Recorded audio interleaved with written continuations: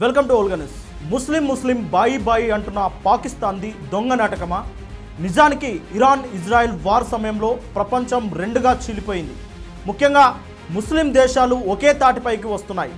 Saudi Arabia ఎలాగో America పక్షమే, కానీ మిగిలిన దేశాలు మాత్రం ఇరాన్ వైపు ఉంటున్నాయి. ఇజ్రాయెల్ చేస్తున్న యుద్ధం ఇస్లాం మతంపై అని ముస్లిం దేశాలు నమ్ముతున్నాయి. పాకిస్తాన్ కూడా ఇదే మాట పైకి చెబుతుంది, కానీ లోపల మాత్రం అసలు కథ వేరే ఉంది. ఈ మధ్య సోషల్ మీడియాలో ఓ వార్త తెగ వైరల్ అవుతుంది. ఇరాన్కు పాకిస్తాన్ అనుమతి ఇస్తుందంటూ ప్రచారం మొదలైంది. ఇక్కడే పాకిస్తాన్ తొందరపడింది. ఇదంతా ఫేక్ న్యూస్ అంటూ ఖండించింది. దీంతో ఇరాన్కు పాకిస్తాన్ నిజస్వరూపం మరోసారి అర్థమైంది. ఇంతకీ ఇరాన్కు పాకిస్తాన్ సంపూర్ణ మద్దతు ఇవ్వడం లేదు, పైకి ఎందుకు డ్రామాలాడుతుంది? ఈ విషయం తెలియాలంటే ఇస్లాం మతంలో ఉన్న వర్గాల లెక్కలు అర్థం కావాలి. ప్రతి మతంలో వర్గాలు, కులాలు, ఎక్కువ తక్కువ వివక్షలు ఉన్నట్టే ఇస్లాం మతంలోనూ ఉన్నాయి. ఇస్లాం సమాజం ప్రధానంగా సున్నీ, షియా వర్గాలకు విడిపోయి ఉంటుంది. ఈ రెండు వర్గాల మధ్య చారిత్రపరంగా చూస్తే అనేక ఘర్షణలు జరిగాయి. నిజానికి పాక్, ఇరాన్ రెండు సరిహద్దు దేశాలు, కానీ మతపరంగా, రాజకీయంగా చాలా తేడాలున్నాయి.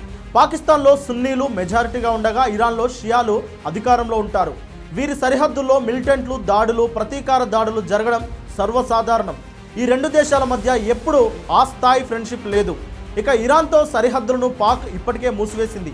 అంటే ఇరాన్ నుంచి ఎవరైనా ప్రజలకు రక్షణ కోసం రావాలంటే పాకిస్తాన్ అందుకు అంగీకరించడం లేదని అర్థం. ఇలా యుద్ధ సమయంలో సరిహద్దు దేశాల సామాన్యులను రానివ్వకుండా చేయడాన్ని చూస్తే పాక్ ఇరాన్కు ఏమాత్రం మద్దతు ఇవ్వడం లేదని అర్థం చేసుకోవచ్చు. మరోవైపు పాకిస్తాన్తో సౌదీ అరేబియాతో చారిత్రపరంగా మైత్రి ఉంది. సౌదీ, ఇరాన్ల మధ్య ఉన్న శత్రుత్వం కారణంగా పాక్ ఇరాన్కు బలమైన మద్దతు ఇవ్వడం అంత ఈజీ కాదని రాజకీయ విశ్లేషకులు చెబుతున్నారు. అంతేకాదు ఇజ్రాయెల్కు అమెరికా నుంచి గట్టి మద్దతు ఉంది. అంటే ఇజ్రాయెల్కు వ్యతిరేకంగా పాకిస్తాన్ వెళ్ళడం అంటే అది అమెరికాకు వ్యతిరేకంగా వెళ్ళినట్టే అవుతుంది.